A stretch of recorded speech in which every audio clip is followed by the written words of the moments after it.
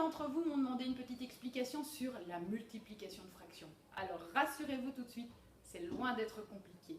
Quand nous avons deux fractions qui doivent être multipliées l'une avec l'autre, il suffit de multiplier les numérateurs entre eux et de multiplier les dénominateurs entre eux. Exemple, 7 fois 3, 21.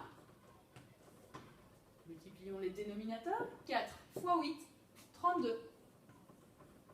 7 quarts fois 3 huitièmes sont égales à 21, 32e. Reste maintenant à simplifier la fraction. Deuxième cas de figure. 6 dixièmes fois 120.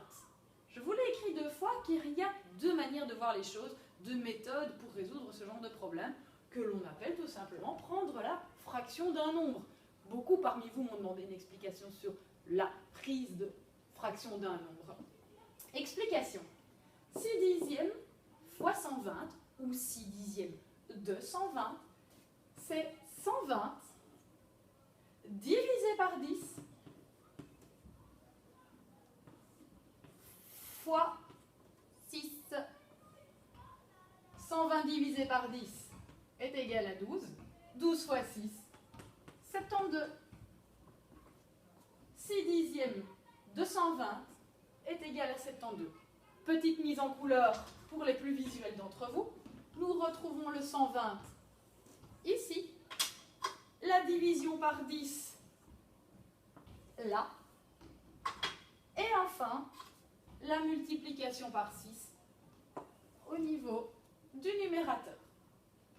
Deuxième méthode, vous disais-je donc.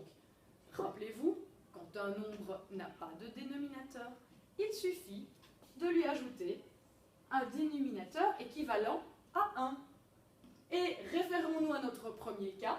6 dixièmes fois 120 unième. Multiplions 6 par 120.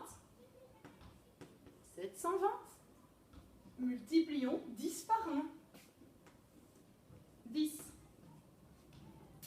720 dixièmes. Eh bien,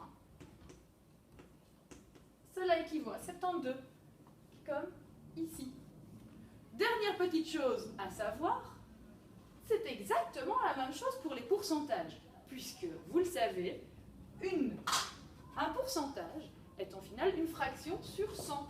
40%, c'est la même chose que 40 sur 100. Prenons le cas ici, divisons 2000 par 100 et multiplions ce résultat par 40. 2000 divisé par 100, cela fait 20. 20 fois 40,